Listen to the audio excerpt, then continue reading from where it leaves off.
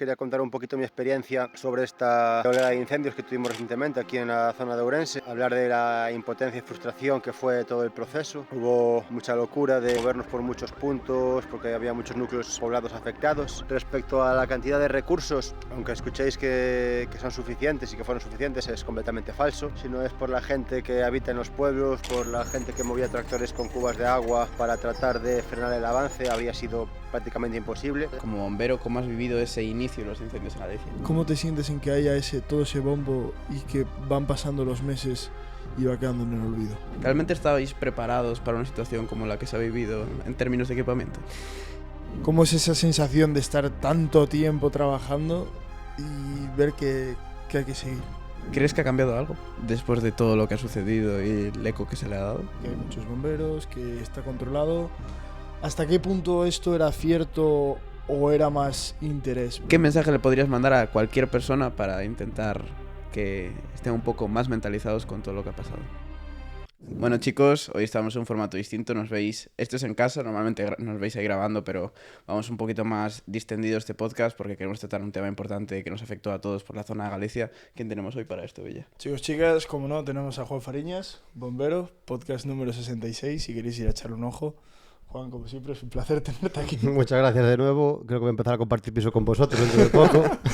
Así que nada, encantado de estar otra vez y dar un poco más de chicha a los temas que traemos hoy entre manos. Vamos a empezar ya con la gente. Se puede llegar a preguntar, como bombero, ¿cómo has vivido ese inicio de los incendios en Galicia?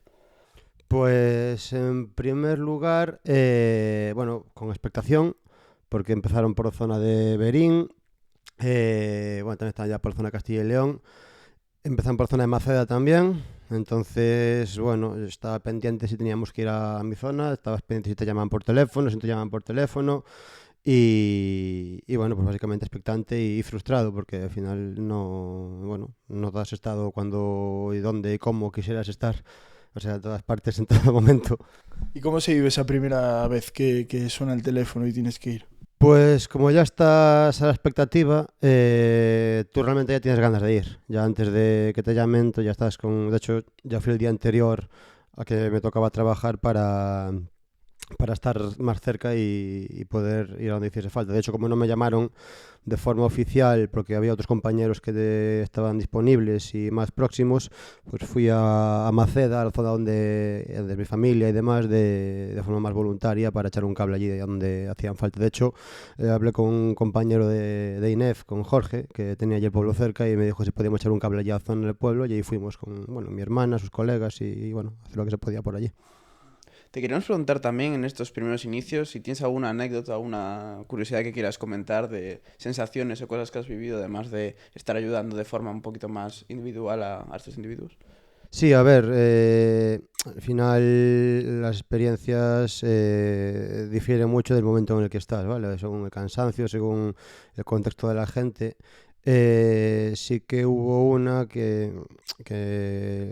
me chocó un poco, porque estabas en un incendio y estabas escuchando por la emisora pues el resto de comunicaciones, ¿vale? Entonces con este copy, con compañeros, el jefe de servicio, y dieron aviso de que había pues en torno a 40 minutos de distancia en tiempo de respuesta, pues hablaban de una vivienda con 4 personas atrapadas.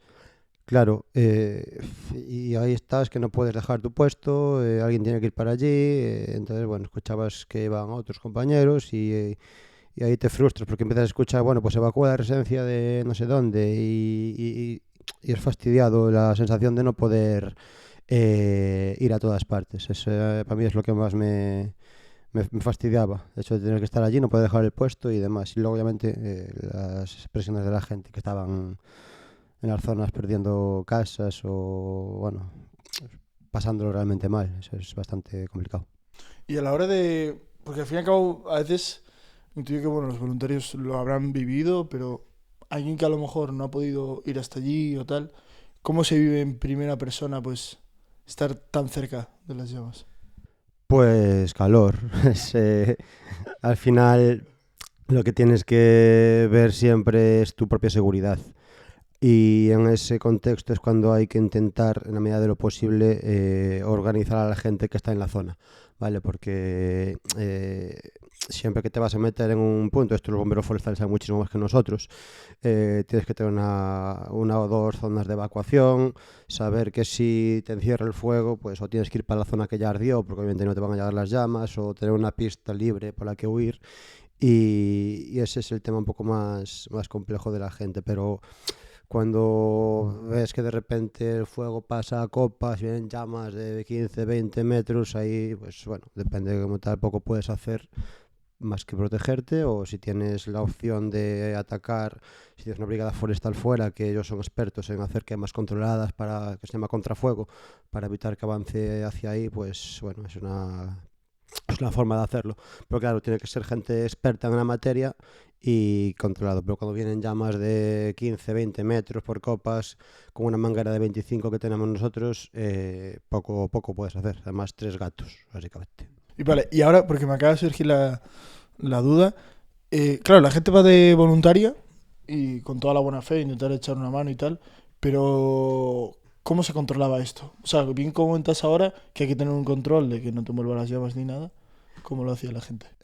No lo controlas, me refiero a ver, la gente al final, en la medida de lo posible sí que avisas, pero hay gente que llega y mira, por favor, intenta no ponerte aquí, por su seguridad, obviamente, no te hacen caso, pero a ver, la gente tampoco suele ser tan irresponsable como para meterse en fregados, pero también es cierto que con la desesperación, saber que es tu casa, saber, la gente le da igual.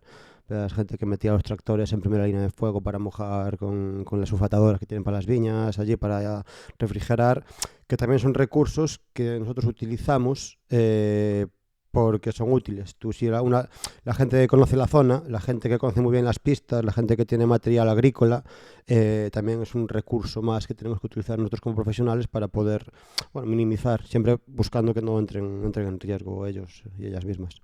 A mí me quedé con el tema que comentabas antes de, digamos, estos incendios controlados, pequeños cortes de fuego que se ven también en las televisiones y que a mí siempre me parecieron muy curiosos. ¿Cómo funcionan realmente estos cortafuegos para mantener ahí el fuego a raya? Los contrafuegos se llama. Cortafuego, yo también me confundía muchísimo al principio, cuando estaba estudiando y aprendí la palabra contrafuego. Un cortafuego es un corte en la vegetación, la mítica pista que ves subiendo por bajo un tendido eléctrico o así, que hacen que, bueno, eliminan combustible previamente. Y el contrafuego es, pues si tú vienes el fuego bajando por una ladera, por ejemplo, los brigadistas van por un camino que esté por el fondo de la ladera y de forma controlada queman para que se encuentren los dos fuegos y llegamos uno anula al otro, porque si tú eliminas el combustible de la zona hacia la que avanza el fuego que viene del incendio descontrolado, haciendo esas quemas controladas, eliminan la vegetación que hay después y cortan. Por ejemplo, imagínate que hay una pista por encima de un pueblo, ¿vale? Y de esa ladera baja el incendio, que puede llegar de una forma descontrolada y saltar la pista. Si tú metes fuego en el combustible hacia donde avanza ese fuego, ellos cortan así el avance de las llamas. Y muchas veces la única forma de combatirlo en según qué. Pero claro, hay que tener muy controladas las condiciones climáticas, el aire, claro. Tener muy clara una ruta de evacuación y esos son los forestales los que están especializados en esa materia. Que bueno, ya hablaremos después también de cómo están ellos de condiciones, de puteados y demás, que bueno, tiene chicha. Y a la hora de los peligros, ¿realmente cuál es el peligro más común que se encuentra un bombero? ¿En qué contexto? ¿En forestales? ¿En interiores? En forestales. Forestales, que te atrape el fuego por detrás o que te rodee, que cambie el aire y te engancha ahí. Luego también ya solo el mero hecho de ir con los vehículos, cuando una situación así de emergencia, la gente anda muy desbocada por la carretera, prisas y demás, también el mero hecho de llegar a los sitios es complicado, pero básicamente el riesgo es que te acerque el fuego. Por eso nosotros, como somos bomberos urbanos, digamos, aunque estamos en una zona rural, solo defendemos zonas próximas a viviendas, no solemos meternos como los forestales en el fuego, entonces tenemos la zona la zona urbana, donde digamos no va a ser tan sencillo que arda, más próxima, no nos va a pillar medio de una montaña y demás, pero bueno, el peligro principal es que te acerquen las llamas. A mí también me surge la curiosidad de la parte de la gente, hablábamos ya solo de la gente voluntaria, pero en general, ¿cuáles son los errores que cometía la mayoría de la gente que ves que podrían haber llegado a acarrear un daño mayor? El hecho de había mucha gente manga corta. Y frente a lo que la gente piensa que lo combates mejor el calor en manga corta, la radiación de las llamas eh, te queman la piel. Entonces es mejor ir en manga larga con un tejido no sintético que se pueda derretir y que te proteja que haga como una especie de muro de radiación. Y también, bueno, pues protección de ojos y mascarillas. A mí sí, cuando estábamos arrancando, que nos pasaban las llamas por encima allí en Freixido, gritándole a un compañero, solo por tener la boca abierta y no haber podido coger la mascarilla en ese momento, me entró una pavesa en la boca y me quemó la lengua. Luego tuve 3 días para poder beber. Entonces esas cosillas así la gente tiene que tenerlas un poco cuidado. Y veía mucha gente en manga cortas y así. Y ahora, bueno, sí que seguramente más adelante lo profundizaremos otra vez, pero bueno, también no sé si quieres mandar algún mensaje a estas personas que han ido a echar una mano, a ayudar a que esto se pudiese controlar mejor. 1.000.000 de gracias por ayudarnos a tirar de las mangueras cuesta arriba, cuesta abajo, montar, recoger, traer agua, traer comida. Si no fuese por toda esa gente que estaba allí de forma voluntaria, altruista y bueno, y también interesada porque eran sus pueblos, no habríamos podido llegar ni a la mitad. Porque tú tienes que hacer un tendido en una cuesta así, somos 3, uno queda en el camión, 2 tiran para arriba, si hay que fugar, pues ponte que son 500 metros de manguera cuesta arriba, cuesta abajo. Si no es por la gente del pueblo, acabaríamos mucho más reventados y no llegaríamos tan rápido a según qué sitios. Entonces, es evidente que si no hubiera sido por toda la población que está, habría sido mucho mayor las consecuencias. Antes de seguir hablando con los recursos y los medios, queríamos centrarnos única y exclusivamente en el material del que os protege del fuego todos estos trajes. ¿Realmente estabais preparados para una situación como la que se ha vivido en términos de equipamiento? Nuestro querido consorcio contra incendios nos retiró unas fundas forestales hace unos años que no se nos repusieron. Entonces teníamos las fundas retiradas, lo que era específico para forestal, y utilizamos un traje técnico que utilizamos pues para rescates y escarcelaciones, que no es lo más cómodo del mundo para tirar manguera de cuesta pista arriba, pista abajo y demás.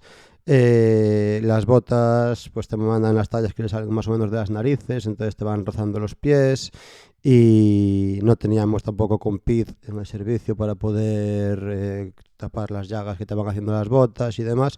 Pero frente a los trajes, no porque nos los retiraron, nos los repusieron porque habían caducado. Entonces no sé el motivo por el cual no se llevó a cabo la renovación de los trajes forestales. Cuando trabajamos en una zona rural en los que los pueblos están rodeados de vegetación y demás, no consideraron conveniente el tema de tenerlos, y no teníamos fundas forestales operativas. Aparecieron por allí un día, a petición de X gente que lo consideraron necesario, y las fundas estaban guardadas en el propio parque, solo que bajo llave. Y como, ya profundizando en ello, pues estamos hablando de los trajes, pero material en general, también a la hora de pues esas mangueras, pues también a lo mejor el personal también, al fin y al cabo, pues... Sí, a ver, de dotación de material no estamos mal. Sí que es cierto que la gestión es bastante nefasta porque el material que va caducando no se va reponiendo. Explosímetros, cojines de alta presión y demás no lo reponen ya hace tiempo, porque bueno, hay una especie de convivencia público-privada, de gestión, mantenimiento y demás, entonces ahí todas esas logísticas pues no deben ser interesantes. Entonces bueno, tenemos equipos de respiración que no se reponen cuando llega el fin de vida útil y demás. Todos los problemas que hay en todos los servicios de bomberos, que al final hay una dejación de responsabilidades o falta de visión realista de lo que es el servicio. Y lo segundo, empieza por el personal. Vale, el personal estamos 3 por turno. Entonces, obviamente no es suficiente, ya no solo para una incidencia de esta magnitud, que aunque estuviésemos toda la plantilla, llegado a cierto momento también es muy complicado de gestionar, pero en el día a día la dotación es absurda, porque todos los protocolos que hay que cumplir teóricamente, que estudias en la teoría, que dictaminan ciertos organismos, no se pueden cumplir nunca. Porque con 3 personas, un ejemplo típico es un incendio urbano en un piso, ¿vale? Vamos 3. Uno se queda en el camión en la bomba controlando el agua, la presión y demás. 2 entran siempre en binomio, y digo siempre porque debería ser así, pero es complicado. Y tendría que haber otros 2 fuera, porque si los que están dentro les pasa algo, alguien tiene que sacarlos, ¿no? No existe esa opción.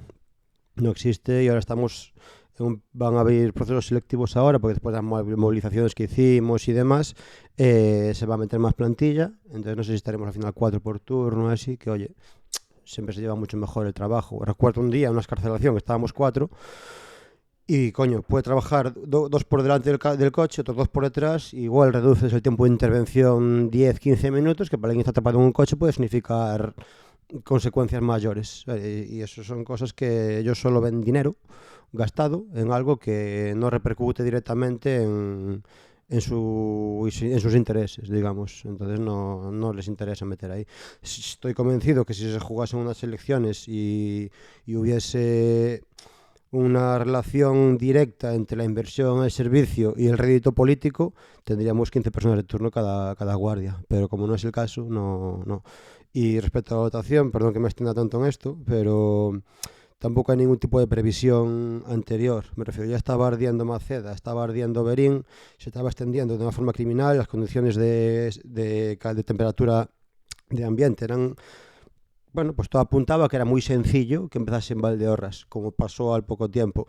Pues no había gente, por ejemplo, a mí se me ocurre, desde la ignorancia de gestión de grandes emergencias, pues si tienes una zona que está ardiendo muy próxima y hay una probabilidad de que arda, pues coges a otros 3 tíos, los pones de guardia, porque sale un incendio forestal y hay que ir a hacer una población, la zona no se queda sin carreteras, sin casas y demás, sigue habiendo riesgos en otras zonas. Si hay un accidente de tráfico, habrá que atenderlo. Si arde un piso en la zona, habrá que atenderlo.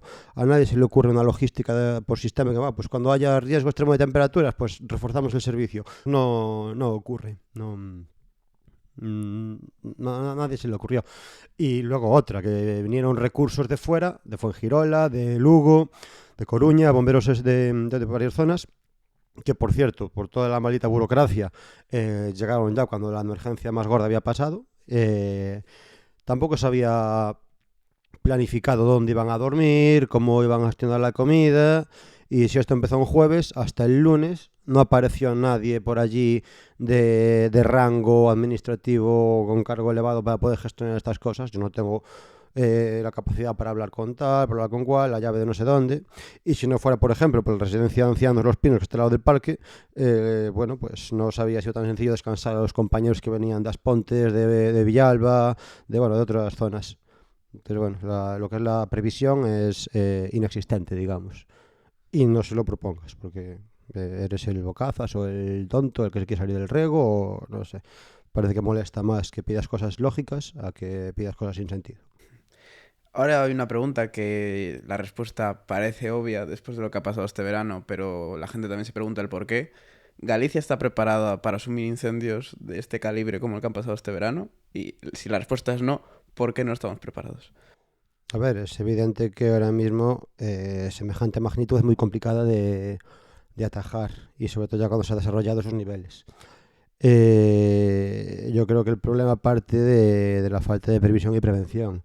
Me refiero, el otro día cuadré con unos chavalitos en una zona que hicieron otro podcast, ahora en Quack FM, que saldrá el jueves, y hablaba un ingeniero forestal, Mateo, que hablaba de cómo fue cambiando todo el tema de los monocultivos y demás. Si se pueden evitarlos no creo que se puedan evitar, porque al final maquinaria agrícola siempre va a haber que salta una chispa o un rayo, como fue el inicio del Arouco y cosas de estas. Lo que se puede reducir la magnitud o el impacto en cierta medida, ¿vale? Porque una vez que se desarrolla semejante cantidad de fuego en tan poco tiempo, en tanta extensión, atajarlo es muy complejo. Pero reducir el impacto sí que es posible, pues si en vez de tener a los bomberos forestales puteados 3 meses por 1.200 euros bajándose de un helicóptero, tienen contratos de 3, 6, 7, 8 meses, hay algunos que son personal laboral, hay otros que tienen todo el año, pero los menos. Entonces si tienes gestionado el monte durante todo el año, ya hablo de este tipo de prevención de los forestales, pero luego también la incidencia que pueden tener en la protección de los pueblos, los propios ayuntamientos. Si tienen una obligación de hacer un cerco de X metros alrededor de las viviendas, facilitar a la gente que lo haga, porque hay gente que ni vive en el pueblo, gente que tiene 90 y pico años que no van a coger una desbrozadora, le llega una notificación. Y lo que hablamos también el otro día con estos chicos, tú si el alcalde de repente pone una multa a la persona que tiene la casa sin cercar, esa persona luego no lo va a votar. Entonces puede que también haya por ahí un poco de falta de interés, pero también lo comentaba el otro día, para extinguir una hectárea de masa forestal se pueden gastar entre 10 y 30.000 euros, ¿vale? Dependiendo de la orografía, los recursos que se muevan, los aviones, helicópteros, bueno. Sí, con parte de esa cantidad se invirtiese en tener a los bomberos forestales trabajando todo el año, unas brigadas específicas bien remuneradas, porque al final si te ponen a trabajar 3 meses por 1.100 euros con un patrol y una desbrozadora, la motivación es ninguna. Me refiero, me voy a meter en un fregado, que me llegue la nómina y no me voy a complicar la vida, es normal. La productividad al final, si una persona está poco valorada en su puesto de trabajo, y ellos trabaja tú por mí, que ya yo me rascaré la barriga, ¿no? Y más con algo tan físico o tan exigente. Pues yo creo que todo pasa por ahí, por tener esa inversión en tener servicios todo el año que gestionen la masa forestal que tenemos en Galicia. Porque al final llueve, crece en primavera, a lo de la que hace la vegetación y va a haber combustible. Y si no se gestiona ese combustible... A mí me surge la curiosidad de un poco la educación en las personas del cuidado del monte, ¿no? Al fin y al cabo, lo que dices tú, se controla la vegetación, pero luego también, pues bueno, los seres humanos vamos al monte y lo llenamos de mierda. De hecho, el otro día fui a caminar y daba asco, la verdad. Entonces, ¿cómo, para una persona que ahora mismo está en casa y lo está escuchando, qué le recomendarías para tener una mejor educación en este cuidado de los montes? Ahí a nivel particular, una persona de a pie, bueno, pues obviamente todo lo que es materia de civismo, ¿no? De no tirar mierda por ahí, no dejar cristales que puedan hacer ese efecto lupa, las colillas, si no se te ocurra hacer una churrascada cuando estamos en riesgo de incendio, como pasó y descubrieron, no sé si fue por País Vasco, por allí, a 8 o 10 personas haciendo fuego en plena ola de incendios. Si no hay permiso para hacer quemas controladas, no hagas la quema controlada, porque si no se puede es porque puede irse el fuego y montar un Cristo importante. Entonces, bueno, todo eso. Y por encima, el otro día salí a correr por la zona y me encontré zonas con, bueno, sofás, vertidos por ahí que dices, a ver, si tienes un punto limpio a 2 kilómetros, cabrón, que, bueno, perdón, pero, coño, al lado del parque hay una casa y estaba ardiendo toda la zona alrededor de nuestro parque, que nos entró el fuego en la zona de jardín, digamos, y en la casa que había atrás estaba echando agua y me encontré, pues, sofás, somier y demás, y digo, tío... Luego nos arden las casas, tío. No sé, si te dedicas a tirar basura y combustible y así, pues, bueno, pasan cosas. Luego ya el tema de control de masa fuerza más grande ya tiene que ser desde instituciones, o si tú eres personal que se trabaja ahí o que te dedicas a la ganadería y demás, tienes que tener un cuidado de qué materiales usas, bueno, pues si tener previsión, pues llevarte en el tractor, un extintor o algo que puedas hacer un primer ataque si salta una chispa de la maquinaria agraria y se va a la masa forestal, pues rápido poder atajarlo para que no vaya más y esos detalles.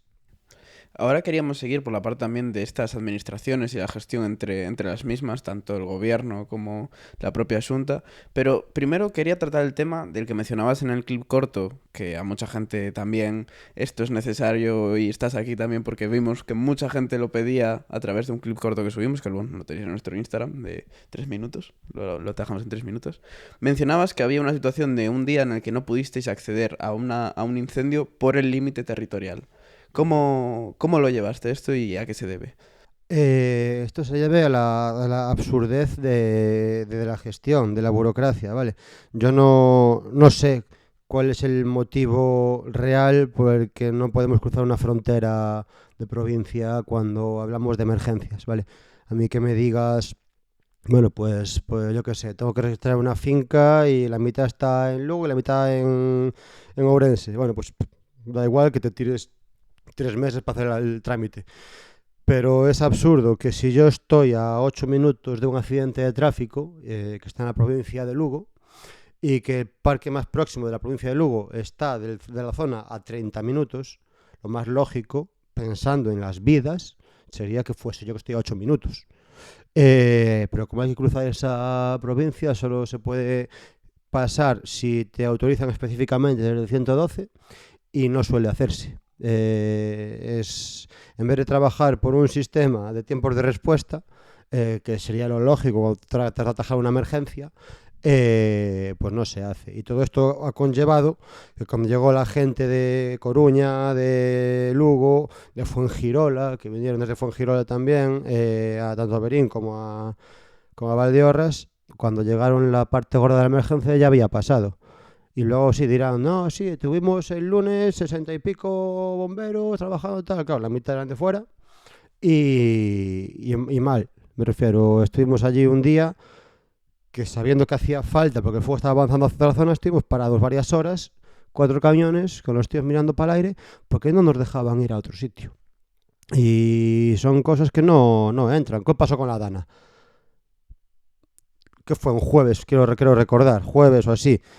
Yo creo que la administración, por lo menos lo que pasó aquí en Galicia, se reunieron el lunes para mandar a la gente el miércoles. Me refiero, ¿qué clase de urgencia es esa en la que no pueden reunirse un fin de semana por lo que sea? Igual estaba cerrada la sala en la que tenían que entrar para reunirse, porque hoy en día no se pueden reunir por Teams o por Zoom o algo así, porque bueno, la conexión debía ir mal. Y aún para organizar a la gente para un miércoles, para cruzar España, llegar a Valencia y es eso, es que al final la burocracia mata, literalmente. Y bueno, se lleva hace años buscando por una ley marco de emergencias de bomberos, porque no recuerdo la cifra de cuántos cuerpos de bomberos hay en toda España y cada uno tiene una gestión diferente. Es pues un sistema Frankenstein. No es como digas policía local o guardia civil o demás, que hay un sistema ya establecido y demás. Esto no interesa por lo que se ve, pero me refiero, si yo tengo que joder, los bomberos del aeropuerto de Valencia no pudieron bajar a la Dana porque no podían dejar la zona del aeropuerto. Me refiero, ese es el nivel, ¿sabes? Cuando fue en Angrois, del tren de Santiago, pues que se ponen los pelos de punta. Pasa algo similar, porque no pueden pasar una frontera por salirse de la zona de actuación, salvo veces muy puntuales. Es un caos, es absurdo, es ridículo. Y no sé a qué se espera para que esto se modifique un poco, pero bueno. Y mi duda es, si tú como bombero pasas esa línea, ¿qué pasa? Pues no lo sé porque nunca pasé. Ya ni te lo planteas. Y yo tampoco soy jefe de turno, entonces tampoco lo haces. ¿Qué pasa? Siempre que lo haces, llamas, avisas y hay una línea de comunicación que te autorizan o no. Me refiero, si a mí ya no me llaman para el accidente, yo ya no sé que hay un accidente allí, porque si es otra provincia ya no me salta ni en el ordenador, en el remoto. Si te llaman, ya es para ir. Entonces ahí no tenemos ese problema, porque siempre que vas es porque te han llamado. Si no te llaman, ya no vas. Parece una pregunta absurda, pero ¿cuánta voz tenéis en las decisiones políticas respecto a lo que conlleva la parte de incendios y extinción y prevención de los mismos? Hasta hoy ninguna. Hasta hoy nada. Nosotros somos un SPACE, que es Servicio de Prevención y Extinción de Incendios y Salvamento. Y lo que decía la P, nada, la prevención no es ninguna. Lo comentaba también con otros compañeros. En 8 años que llevo en Valdeorras, no he hecho ni un simulacro, como Dios manda, en residencias de ancianos, colegios, naves industriales, subestaciones eléctricas, plantas de gas, gasolineras, guarderías. Entonces te encuentras con evacuaciones que, bueno, tuve 2 también, 8 años, así un poco tal, que claro, en una llegamos y estaban todas las puertas abiertas de lo que es la residencia, que las chicas hicieron el trabajo increíble, escalaron todos los señores y señoras muy rápido, pero abrieron todas las puertas y ventanas. Eso hace que el humo se expanda por toda la zona. En cambio, si cierras esa puerta solo y esta ventana cerrada, la incidencia se localiza en un único punto y no se extiende a toda la zona. Esto con una charla de media hora se soluciona. Es media hora. O una si te apuras. No se hace, no interesa. Y siempre que se propone ir a sitios, te lo cortan. Hay un descenso de canoas por el río Sil que antes llamaban para ir a reforzar, pues hay que tirarse al agua, pues a echar la mano a quien se volcó. Siempre se cortó. En el rally no hay tampoco un retén. Vas a los fuegos artificiales porque te lo pide el alcalde del ayuntamiento, que al final será colega del que diga que sí. Bueno, tenemos esas tonterías, pero prevención, ninguna. Ni que nos pregunten a nosotros, nada. Y, por ejemplo, de lo más absurdo que he visto así de inversión de pasta, compraron 4 camiones para el consorcio, para los 4 parques, La zona orográfica es particular, son pueblos dispersos, pequeños, en según qué zonas, y los vehículos que tenemos son grandes. Se cambió un vehículo pequeñito que entraba así en varias zonas por una Mercedes Sprinter, que bueno, está bastante guay, pero, oh Dios mío, la bomba que le pusieron no nos vale para nada. Me refiero, si yo no puedo conectar una manguera a un camión para echar agua, traigo un carrete de 40-50 metros con una manguera que es como si fuera una Karcher, literalmente, y no podemos conectar nuestras mangueras de 25 para hacer un tendido y atajar un incendio y utilizarla como bomba ubicada y abastecer otro camión. Entonces ese vehículo es para rescate. Entonces, bueno, seguimos con el problema de tener que tener tendidos más largos para poder llegar a pueblos en los que no entran los vehículos grandes. ¿Te preguntaron algo para hacer la compra del vehículo? ¿Te preguntaron consejo a ti que montas las mangueras tal? ¿Te preguntaron a ti que vas a meterte por los pueblos frente a los camiones? A mí por lo menos no. No sé si a otra gente le preguntaron, a mí no. Y te encuentras con un vehículo de sabe Dios cuántos cientos de miles de pavos. Bueno, que es muy útil porque llegas rápido a los accidentes de tráfico y tienes rescate y tal, pero tienes una bomba de agua que no te vale para nada. Entonces, bueno, pues ese es el nivel. Siguiendo con mi pregunta, te quería preguntar el hecho de... ¿Crees que ha cambiado algo después de todo lo que ha sucedido y el eco que se le ha dado? ¿Y crees que va a cambiar? Ojalá que sí, pero yo no me fío nada. Yo creo que no. Creo honestamente que no. No, porque ya ha pasado varias veces. Me refiero con la Dana, pasó y no pasó nada. De hecho, Mazón sigue aforado y sin ir a declarar al juzgado, porque en breve ya tendrá parte bueno, del sueldo que le corresponde al pasar X años en el cargo. Por eso está ahí aguantando. Aquí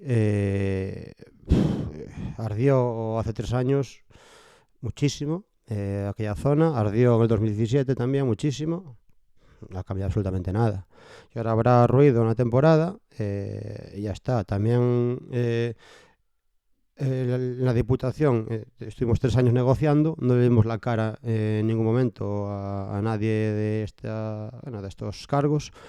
Y ahora que pasó todo eso, vinieron por ahí a hacerse una foto, saludar a los bomberos, dar las gracias y demás. Pero de inicio lo que hacen es tratar de pisarte, de que no mejoren las condiciones, de que no vaya a ser que tengas un día más de asuntos propios por convenio. Y ¿cómo pretendes intentar cobrar 30.000 euros por ese bombero? Es cosas que dices, obviamente no les interesa nada. Siguen subcontratando en la forestal, están las empresas privadas de por medio, obviamente si una empresa quiere ganar dinero tiene que recortar por alguna cosa. Entonces, bueno, pues los contratos temporales. Y yo creo que, bueno, está obviamente montado en base a los intereses político-económicos de la gente y tú eres un numerito ahí abajo que solo toca los huevos cuando habla. Entonces, bueno, pues estoy aquí hablando, para tocar un poco los huevos.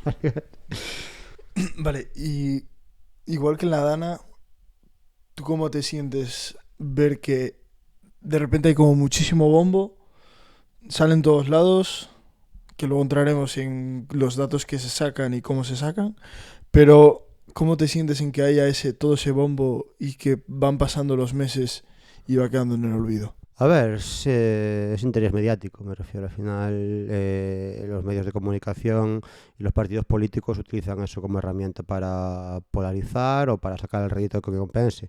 Lo único que hemos visto es tirarse trastos unos a los otros y no dar una solución a la gente de bien, me refiero. Aquí entran en juego las estrategias políticas y somos una herramienta más que utilizan ellos para atacarse y para moverse.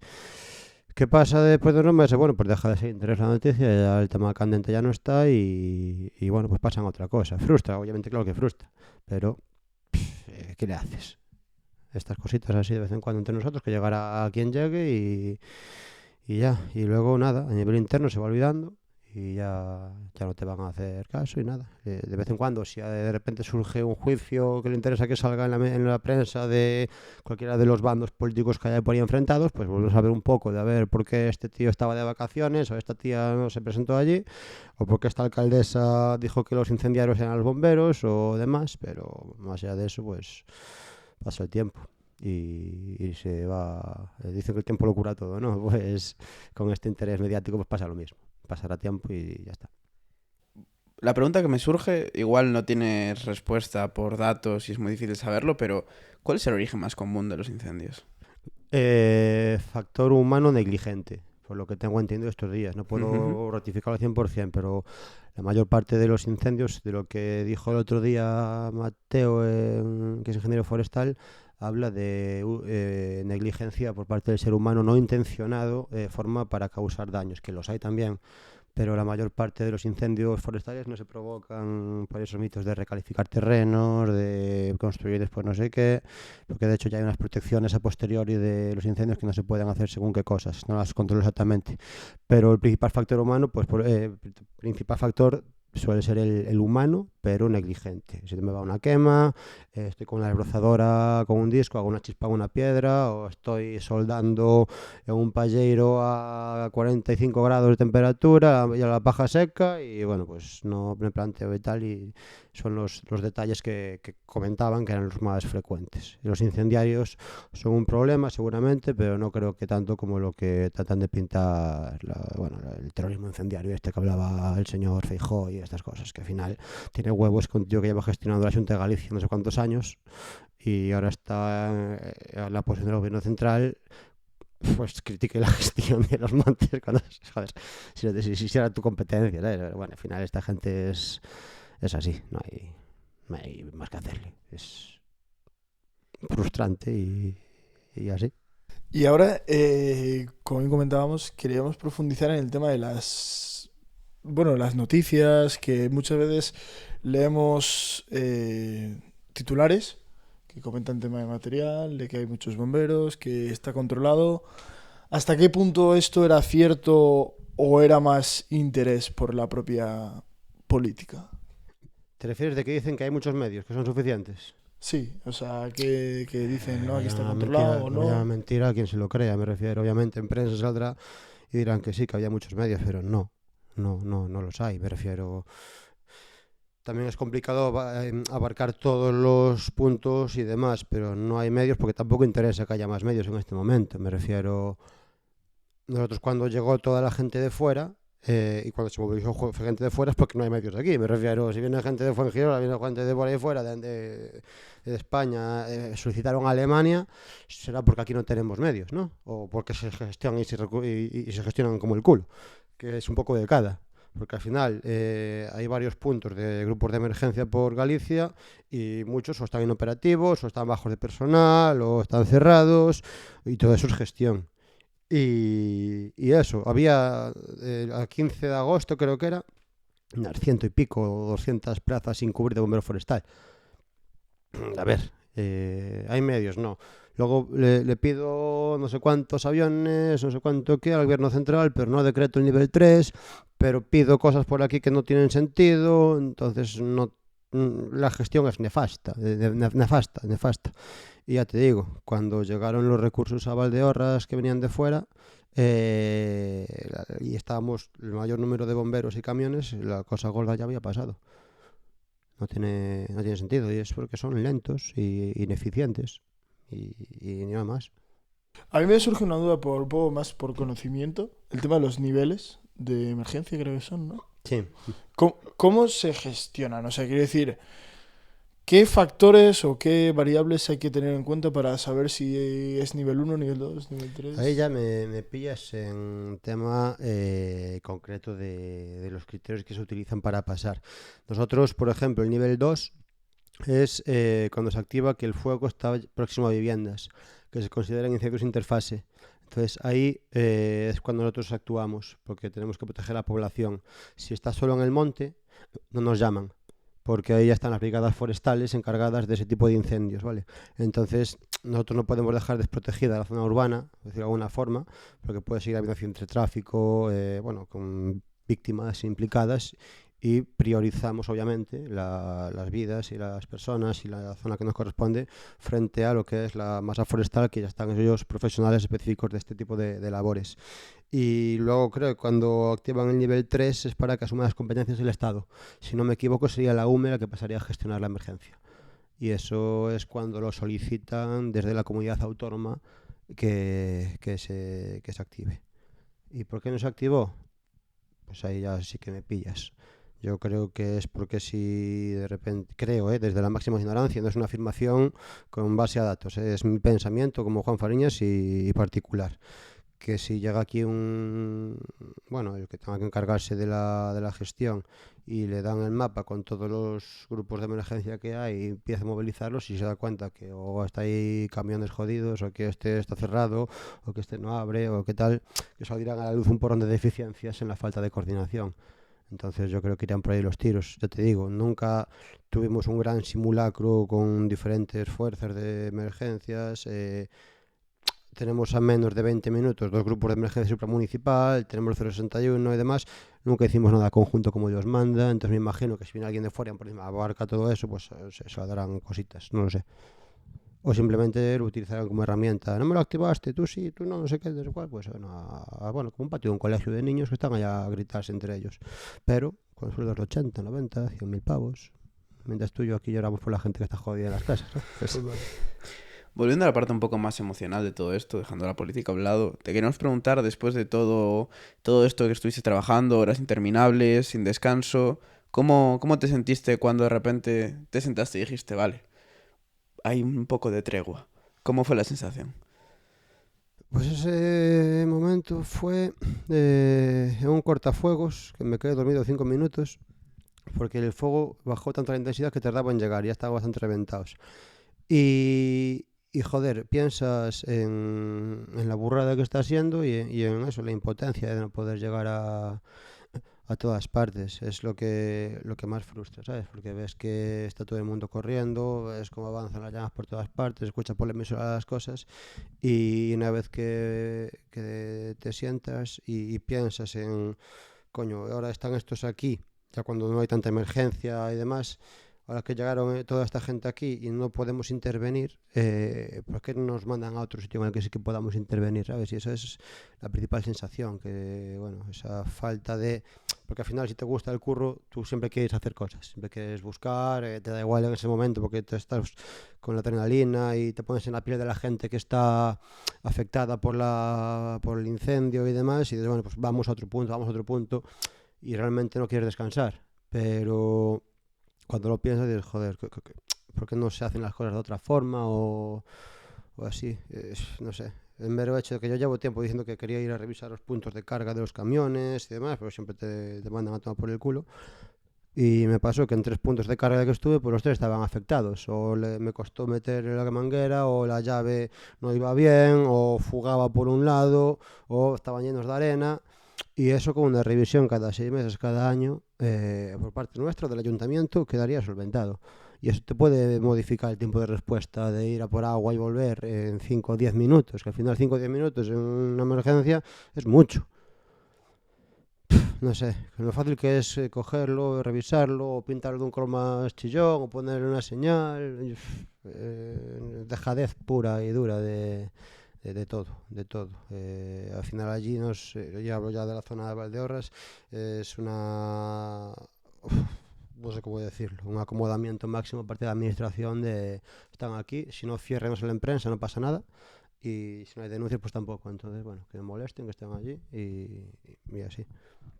Vale, y luego quería sacarte el tema de... Bueno, un día le hablé a Juan para pedirle temas totalmente ajenos a esto y me dijiste que llevabas 40 horas sin dormir y currando. ¿Cómo es esa sensación de estar tanto tiempo trabajando y ver que hay que seguir? A ver, cansa. Al final las botas molestan porque acabas con los talones rozados. Tengo un compañero que acabó con los talones en carne viva y de hecho tuvo que estar de baja un par de semanas para reponerse. Como lo vi el otro día tenía unas buenas costras que no daba puesto un zapato. Otro compañero por fatiga por inhalación de humos en el hospital. Eso, el sargento que estuvo 3-4 días seguidos, que ya estaba sin voz el último día porque se encargaba de coordinar todo el mundo y demás, que bueno, ha sido un trabajo muy bueno. ¿Cómo es? Pues obviamente cansa. Yo tuve que volver al parque, el primer día estuvimos 24-27 horas, fui a dormir un rato y me desperté a las 2 de la tarde o así con un WhatsApp que estaba entrando el fuego en el parque. Y claro, los compañeros estaban en los incendios. Entonces, pues allá fuimos todos los que pudimos y ya enganchamos ahí de viernes a domingo o así para, bueno, pues no hay medios, me refiero, decía, no, hay medios, los medios Sí, medio, bueno, no hay medios, entonces si no tienes quien te dé un relevo, porque además en verano cuadra que un grupo está de vacaciones, entonces hay 3 efectivos menos, los descansos son más cortos, en vez de 4 días descansamos 3 y es obligatorio descansar 24 horas, salvo con estas situaciones de emergencia que se anulan todos los temas legales de descanso, de horas extras permitidas y demás. Entonces, me estoy yendo por las nubes. ¿Cuál era la El pregunta sentimiento, principal? sentimiento de tantas horas Eso. ahí trabajando. Pues hasta, sí, llega un momento que vas cansado, cuando ves que la cosa de emergencia baja un poco y estás esperando a que se acerque el fuego o tal, te paga un bajón muy gordo, pero luego una vez que arrancas, vuelves a arrancar y luego si ya cuando paras queda roto. Y ese primer día de descanso es como una resaca de festival. Me refiero, al final estás con el cuerpo machacado y yo tardé igual una semana y pico en volver a tener el cuerpo descansado. Después de eso, de 4 días seguidos, con descansos de 4 o 6 horas o así, bueno, pues el cuerpo pide papas también. Y tampoco hay tantos relevos. Vale, y ahora me acaban de surgir dos dudas. Te hago la primera. Eh, eh, ¿Por qué si tú tienes o sea, estipulado un descanso, que si hay una emergencia, eso dices que desaparece? ¿Por qué? O sea, no sé si tiene la respuesta, no lo sé, pero ¿por qué no es así a la hora de... Hay un incendio en esta zona, como quitar un poco ese marco legal y tener esa libertad de intentar ir lo más De arrancarnos como... para allá, Sí, tienen que decretar desde arriba la orden de necesidad de mover esos medios. Si no, te estás fumando la ley y, bueno, puede suponer un problema al mando que diga pasa. Si te lo solicitan de arriba, ahí es cuando dicen puedes ir. Pero obviamente el jefe de servicio, sin autorización de quien coordina los medios, no puede decirte vas a trabajar 48 horas seguidas, salvo que se decrete el nivel de emergencia necesario para que eso quede anulado. Y tiene sentido. todo. Vale, y la otra era el hecho de una semana luego de descanso para intentar recuperar a recuperarte. ¿Cómo es esa sensación a lo mejor también de decir, buah, estoy destrozado, no puedo más, necesito ir a dormir, pero ves que la cosa sigue ahí? Es que después siguió ardiendo hacia la zona del Lord, ya por la zona de Lugo. Y de hecho un día que volví a trabajar, estuvo la carretera cortada 3 horas y tuve que quedarme allí parado.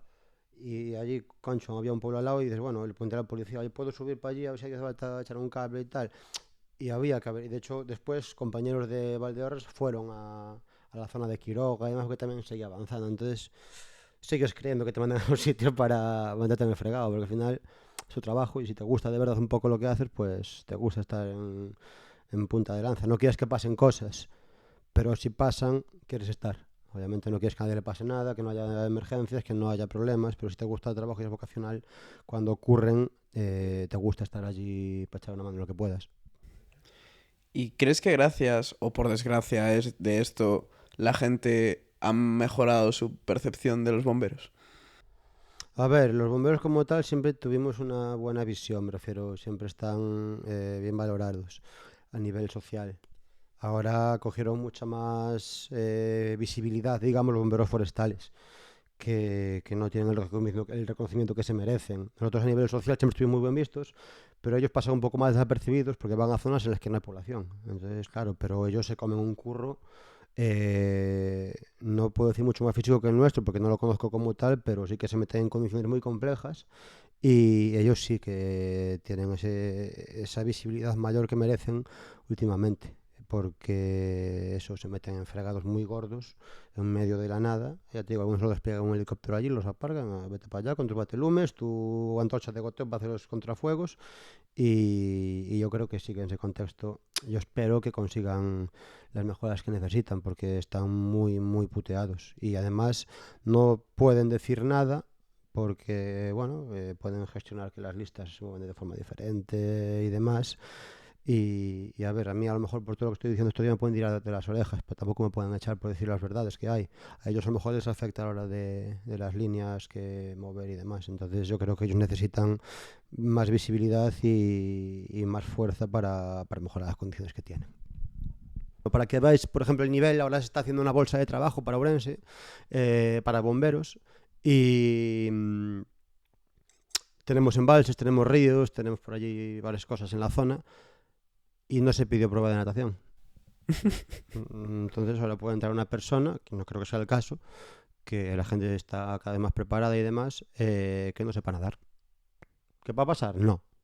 ¿Que puede pasar? Por supuesto, porque se lo ponen en el filtro de la piscina, pero bueno, pues ese es el nivel. Teníamos una Zodiac en el parque de bomberos, que no sé por qué problema burocrático se retiró, y tienen mejores medios, obviamente sin menospreciar, pero tienen mejores medios a nivel acuático de embarcación, protección civil, que tienen dos, que nosotros que no tenemos ninguna. Y eso, tenemos allí embalses, tenemos ríos, tenemos zonas de agua, y por lo de siempre, también de los administrativos, que alguien dice esto es así y bueno, y te quedas sin el rescate. Igual un día tienes que tirarte con las aletas sin la zoya acá a sacar a alguien del agua y vas nadando. Así es el nivel. Entonces, bueno, que el servicio, el trabajo, la profesión es preciosa, es algo increíble, a mí me encanta. Pero sí que es cierto que a nivel administración, gestión y demás, es un servicio que no recauda, decirlo de alguna forma. No somos como la policía, que igual le mete a las arcas públicas una buena cantidad de dinero, que no es una mal comentario de la policía, sino es la función de cada servicio. Y otra cosa que es que me parece absurda es que a la gente que tiene una incidencia, vamos a pagar un incendio en un domicilio, por ejemplo, y luego la administración le pasa una tasa a ese domicilio, a esa persona. La administración, los bomberos no cobramos, que hay una cosa que... Pero les puedes cobrar, es tal. Y hay gente que a veces retrasa la llamada a las emergencias porque piensan que después le van a cobrar por la intervención. Si no tienen seguro, irían a reclamarle a ellos, pero les están cobrando un servicio público que ya están pagándolo con sus impuestos y luego le llega una tasa que, bueno, nos hacen pedirles, bueno, a los jefes de turno, pedirles datos personales a la gente, que yo creo que no sé hasta qué punto es legal, que pedirle el DNI, los datos del seguro y demás. Y tú imagínate lo que es tener un accidente de un vehículo y luego preguntar el nombre, apellido, DNI, seguro y demás. Ahora ya cada vez se pasa y se intenta hablar con otros medios que te ayudan a facilitar los datos para que la administración pase las tasas. Me refiero, es absurdo. Me parece el colmo de, bueno, pues una especie de copago sanitario que meter por ahí también demás. Y bueno, sí que me gustaba comentarlo, que es absurdo. Es eso. Y eso, tener a una persona accidentada y tener que estar buscándole datos del coche. Pero ¿qué somos, tío? Y además tampoco somos autoridad, los bomberos, como para poder exigirle nada a nadie. Yo le digo a una persona, oye, mira, no hagas eso. Me dice, sí que lo hago. Yo, bueno, pues vale, hazlo. Me refiero. De hecho, cuando entramos en viviendas, siempre queremos que esté presente policía local, guardia civil o lo que sea, porque no tenemos la autoridad como para entrar a una vivienda sin autorización y demás. Y bueno, siempre que hay una apertura de cerradura, llamamos, si no está avisado ya, llamamos a la policía local para que venga con nosotros y vean lo que hay en directo. Pero luego puede pasar cualquier cosilla y estar cubierto al final también a nivel legal. Bueno, pues llegado hasta aquí, Juan, queremos que le mandes un mensaje a esa audiencia que no sabes quién es, porque igual te está escuchando la persona que te tiene que escuchar y la persona que realmente tiene los medios. Entonces, ¿qué mensaje le podrías mandar a cualquier persona para intentar que estén un poco más mentalizados con todo lo que ha pasado? En primer lugar, que la gente no responda a la crispación que están tratando de generar desde los diferentes grupos políticos a través de los medios de comunicación, porque es lo que les interesa, hacer ruido y que se deje hablar de lo realmente importante. Y si por lo que fuese en algún momento esto llegase a alguien que tuviese un poco tipo de poder y empatía, bueno, pues que yo creo que la inversión en estos recursos, en estos medios, en esta gente, bomberos forestales, bomberos urbanos, prevención y demás, creo que es para lo que ellos están en el poder, en el cargo, ¿no? Para, digamos, tratar de solventar y minimizar los problemas de la población, que teóricamente es de lo que se trata la política, ¿no? Ya más allá de la ideología que tenga cada uno de los gobiernos, que aquí en Galicia tenemos 2 y 2 por provincias, por diputaciones, y hoy tenemos a la Xunta de Galicia ahí. Tienen la capacidad para que esto mejore y yo creo que el hecho de sentarse a hablar con la gente que de verdad sabe, con expertos, no hablo de mí, hablo de ingenieros forestales, hablo de personal profesional que de verdad esté formado en gestión de emergencias, porque aquí el problema acá es que la gente considera que el cargo da el conocimiento, ya lo dije varias veces, y yo creo que es el conocimiento que tiene que darte el cargo. Entonces yo creo que ahí es donde principalmente falla todo esto, pero ya fallando desde siempre, ¿sabes? Tenemos al final a ministros de sanidad, a gente que no controla la sanidad. Bueno, ahora mismo no es cierto, pero ha pasado muchas veces que tenemos a gente de educación, gente del ámbito de la economía en vez de profesionales de la educación. Bueno, pues que el que se encargue de gestionar las emergencias y las coordinaciones sea alguien que controle y que se hagan visitas a las zonas que tienen que coordinar y que hagan simulacros o que hayan protocolos de intervención, planes de emergencia y demás, porque estamos en bragas. En según qué zonas estamos completamente, perdón por la expresión, pero estamos en pelotas. No hay nada. Así que por favor, si nos hacéis un poco de caso, sentaros un poquito y vamos a mejorar esto, que es algo muy bonito, muy fácil de hacer. Solo hay que querer. No queremos fastidiaros, solo queremos mejorar las cosas. Dicho esto, chicos, creo que el mensaje está más que claro ya. Entonces, nada, Juan, darte las gracias por tu tiempo. Al fin y al cabo también vale oro. Entonces, nada, no sé si quieres... Nada, que muchas gracias obviamente por la invitación. Cada vez que queráis que venga aquí al sofá, yo vengo encantado a la mesa y bueno, cuando os haga falta cualquier cosa me tenéis aquí. Y si llega alguien que quiera ampliar algún tipo de conocimiento, pues escriba por redes sociales que le mandamos la respuesta si la sabemos y si no la buscamos. Bueno, chicos, tenéis las redes de Juan abajo para contactar para cualquier cosa. Puedes dejar un comentario, le meteremos un poco de presión a Juan para que responda, no como los de Instagram. Pero eso, nos tenéis también las redes sociales, cualquier cosa os decís. Nos vemos en el próximo episodio. Saludo.